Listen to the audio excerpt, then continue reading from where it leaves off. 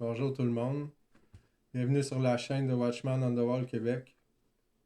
Seigneur me met à cœur de faire cette vidéo-là par rapport à tous ceux qui pensaient que l'enlèvement allait arriver le 23 septembre durant la fête des trompettes. Euh, je vous avoue que par rapport à ce qui est écrit dans la Bible, quand il disait personne connaît le jour et l'heure, on s'est tous dit que ça fait référence à la fête des trompettes. Fait que beaucoup de monde pensait que ça allait arriver à cette date-là précise. Euh, Frère Josh, ça, Joshua, qui dit qu'il y a une vision de Jésus qui est venu lui dire que ça allait arriver le 23. Puis beaucoup de monde qui pensait que ça allait arriver. Puis beaucoup de monde ont mis leur confiance dans cette date-là. Cette année, moi, je ne l'ai pas fait. Pour la simple et bonne raison que les deux dernières années qui viennent de passer avant ça, euh, j'avais mis beaucoup de confiance là-dedans. Puis, on était sûr, même une année, j'étais tellement sûr que l'enlèvement allait arriver, que tout concordait à 100% avec ce qui est écrit, que j'avais commencé à faire un décompte sur mon Facebook que j'avais dans ce temps-là. Ça a fait toute une histoire. Le monde s'arrachait les cheveux de sa tête parce qu'à tous les jours, vous voyez le décompte descendre de un jour, puis la chicane est en train de pogner. Puis finalement, quand la date est arrivée, c'est rien passé. Fait que vous pouvez vous imaginer à quel point j'ai eu du monde qui sont revenus me parler de ça, puis comment que ça a mal tourné. Fait que cette année, j'ai décidé de je ne mettrai pas ma foi dans une date. Je vais garder toute ma foi dans Jésus, puis dans le fait que c'est sûr qu'il va revenir. C'est pas aujourd'hui. S'il revient aujourd'hui, moi je suis prêt. S'il revient pas aujourd'hui, ben c'est pas grave. Je vais continuer de faire ce à quoi Dieu m'a appelé. Puis le plus important, c'est d'amener le monde à Jésus jusqu'à la fin. Peu importe quand il revient.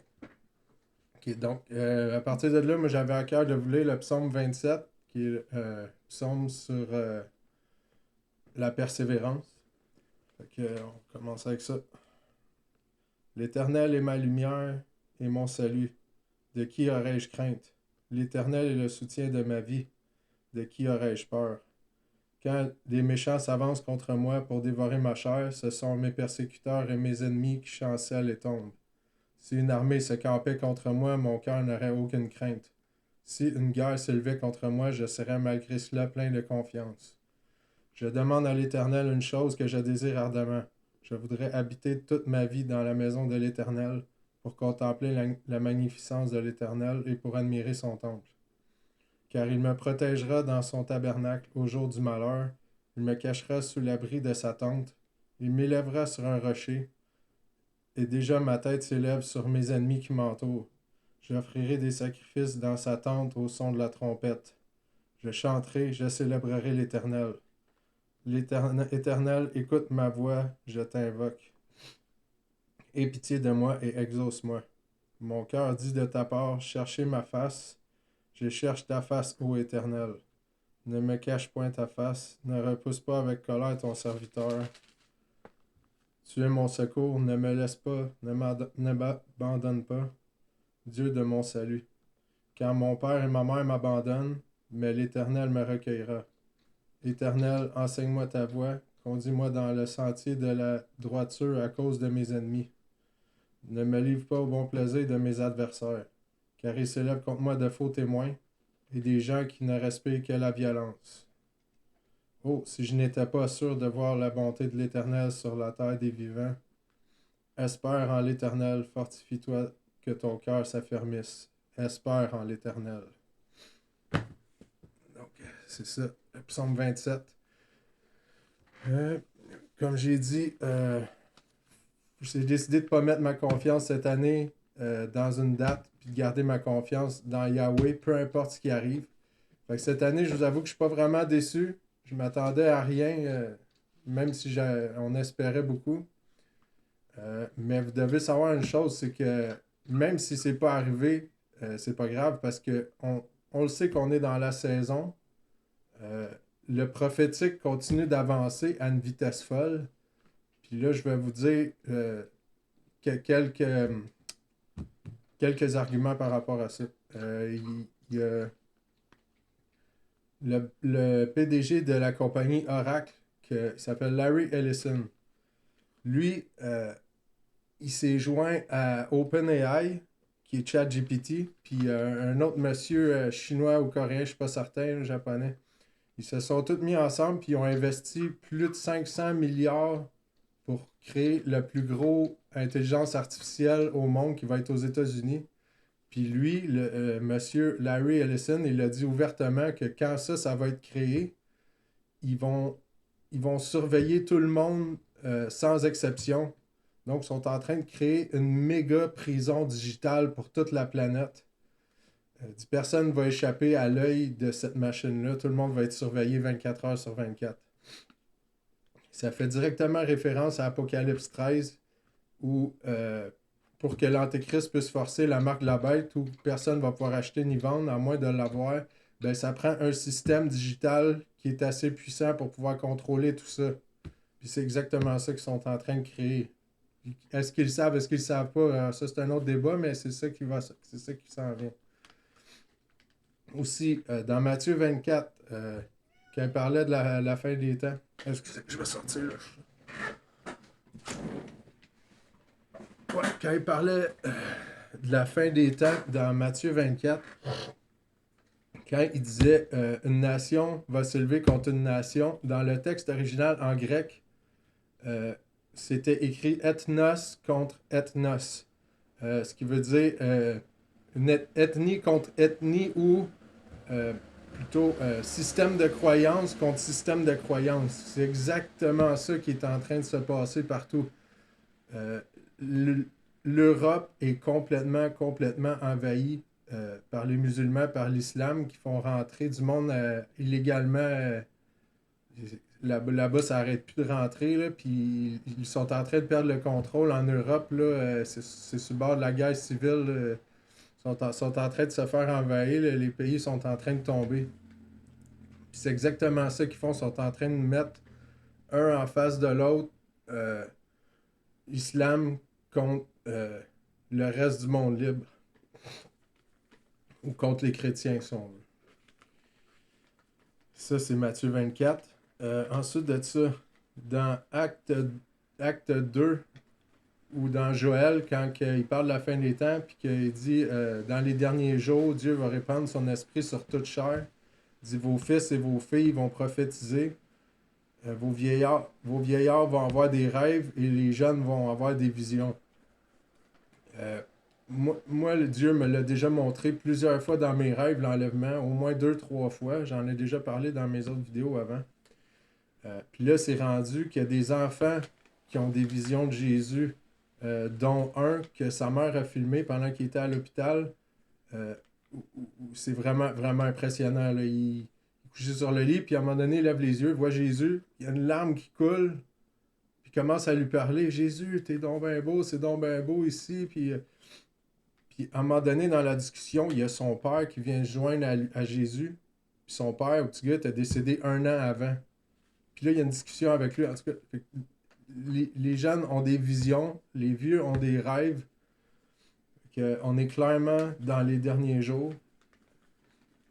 L'autre point aussi, c'est les Nations Unies hier, ou avant-hier, excusez, je ne suis pas sûr de la date, ils ont voté pour créer l'État de la Palestine. Autrement dit, ils vont diviser Israël, diviser Jérusalem, puis en donner la moitié aux Palestiniens. Ça a été voté 145 pour, 10 contre, puis il y a 12 abstentions. Donc, vous voyez que c'est sur le point de se faire. Puis Dieu est clair dans la Bible qui dit qu'il va entrer en jugement avec toutes les personnes qui vont diviser son pays, que lui a choisi les frontières. Puis je vais vous sortir les versets, je vais vous les dire. Dans Genèse 12, 2 et 3, ça c'est Dieu qui parlait à Abraham quand il a fait pas le pacte, mais l'entente avec lui, si on veut. Il dit, je ferai de toi une grande nation et je te bénirai. Je rendrai ton nom grand et tu seras une source de bénédiction. Je bénirai ceux qui te béniront et je maudirai ceux qui te maudiront. en parlant du pays que Dieu voulait lui donner, en parlant d'Israël. Et toutes les familles de la terre seront bénies en toi. Ça, c'est la première chose. L'autre point aussi où Dieu dit clairement qu'on ne doit pas diviser le pays que lui a choisi, c'est dans Joël 3, 1 et 2. Il dit, le jugement des nations, c'est ça, le jugement des nations. Car voici, en ces jours, en ces temps-là, quand je ramènerai les captifs de Juda et de Jérusalem, je rassemblerai toutes les nations et les ferai descendre dans la vallée de Josaphat. Là, j'entrerai en jugement avec elles au sujet de mon peuple, d'Israël, mon héritage, qu'elles ont dispersé parmi les nations. Ça, c'était dans le passé, mais ça, c'est ce qui s'en vient après. Et au sujet de mon pays, qu'elles ont divisé ou se sont partagées dans d'autres traductions différentes. Donc, vous voyez que Dieu est sur le point de juger notre monde. C'est une question de jour, je crois. Tous les pays sont complices de ça, à part les 10 qui ont refusé. Donc, Dieu va juger toutes les nations qui essayent de diviser sa terre. Puis, comme je disais, le jugement est proche, puis Dieu est supposé de sortir son Église d'ici avant le jugement. Donc, comme je dis, l'enlèvement est proche, tout le monde. Si jamais vous voyez cette vidéo-là puis vous n'êtes pas sauvé, le plus important en ce moment, c'est de mettre toute votre confiance dans le sang que Jésus a versé pour nous à la croix. Jésus, qui est Dieu, a quitté son trône de grâce, a vécu une vie parfaite, sans aucun péché. Il s'est sacrifié pour nous à la croix.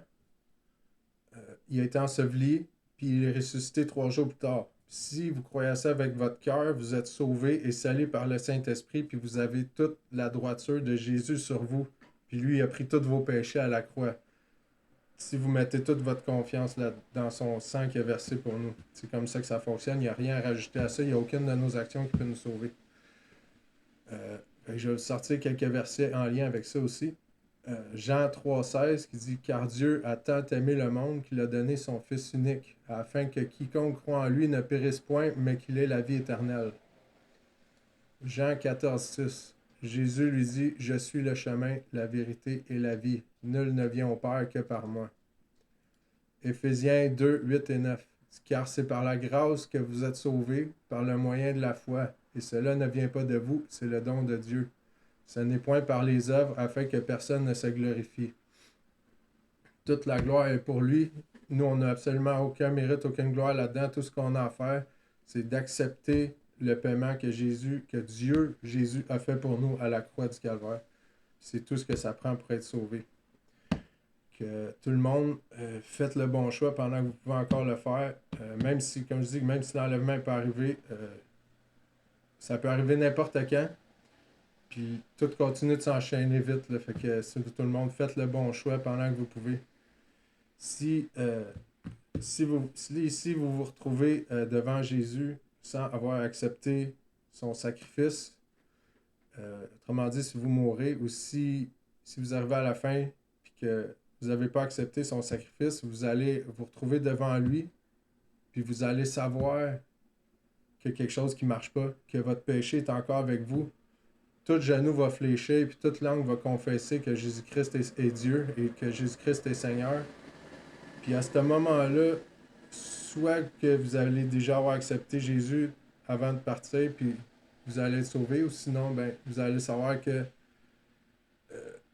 votre péché est avec vous, puis vous pourrez pas rentrer au paradis. Puis quand vous allez arriver devant lui, peu importe les bonnes actions que vous avez faites, il va vous dire éloignez-vous de moi, je vous connais pas. C'est peut-être pas ça les mots exacts, mais c'est ça qui est écrit. Puis moi, je souhaite pas ça à personne, même pas à mon pire ennemi. Vous voulez pas guesser avec ça, mettez toute votre confiance dans Jésus pendant que vous pouvez le faire avant qu'il soit trop tard. C'était ça mon vidéo aujourd'hui. Merci tout le monde d'être encore sur ma chaîne. Merci d'écouter mes vidéos. Faites le bon choix pendant que vous pouvez le faire. Je vous aime tout le monde, soyez bénis. Passez une bonne journée.